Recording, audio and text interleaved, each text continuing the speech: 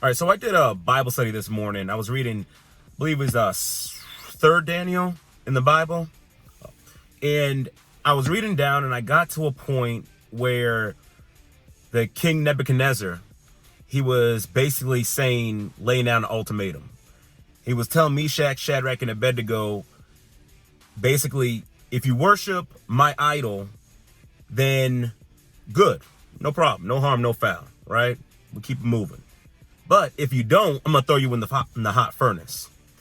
And what got me in this scripture, because I've read this a number of times, heard it preached a number of times, and talked about it a number of times, but what really got me this time was when they said, we are not careful to answer you. Like that, it just stuck out. Like I read the rest of it, and I nothing else can come to mind. And I praise God for it, but nothing else can come to mind. But we are not careful to answer you in this matter. Like, what does that mean to not be careful in what you answer? What it means is you are so sure in what you're about to say. I don't even need time to think about it. I don't need time to contemplate it. I don't need an open mind about this situation. I know exactly what I'm going to say, and it's not going to change no matter what. And they knew what they believed. They knew the absolute and objective truth that God is the only God in this entire existence. There are no other gods, and there will be no other gods worshipped by them no matter what. They came out the gate saying that. And then they said they were so sure in what they believed to the very extreme. They said, you could even kill us, and if he doesn't deliver us, guess what? We're still not worshiping that idol because we believe in this bedrock foundational truth. When I read that, I was like, dang, how often do we sit back and really consider what we believe? How often do we do that?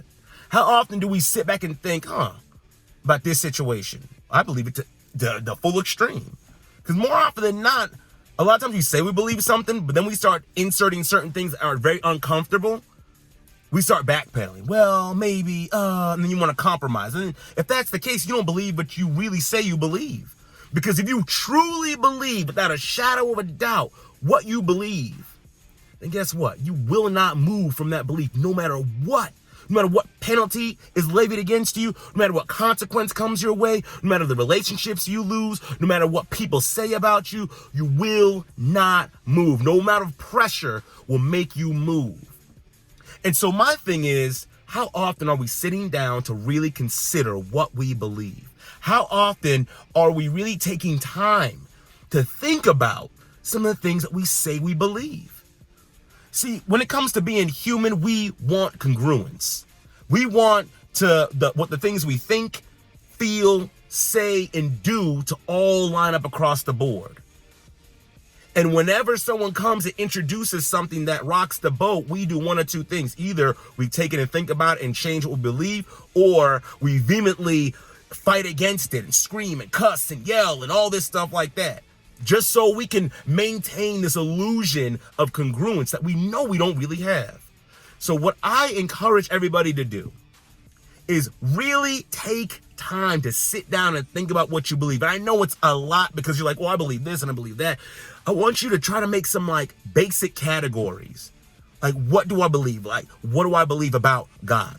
What do I believe about life? What do I believe about, marriage, kids, whatever.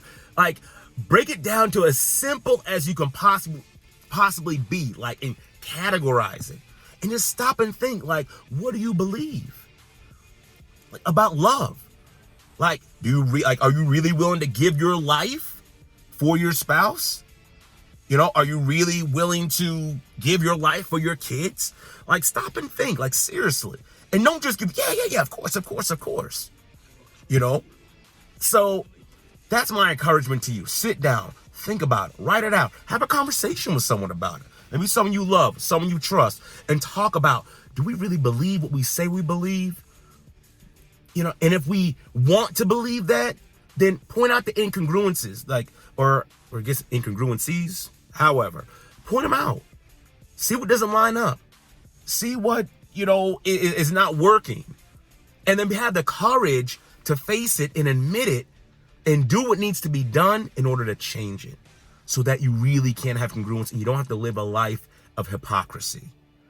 All right. If y'all need help doing that, if you're like, I don't got no one I can trust or anything like that, then guys, hit me up. Let me know. We can sit down, have the free consultation, see what needs to be worked on, see what you want to improve, and then we'll go from there. Right. And we can help point out some of these incongruencies and get you on the right track. That's what we can do.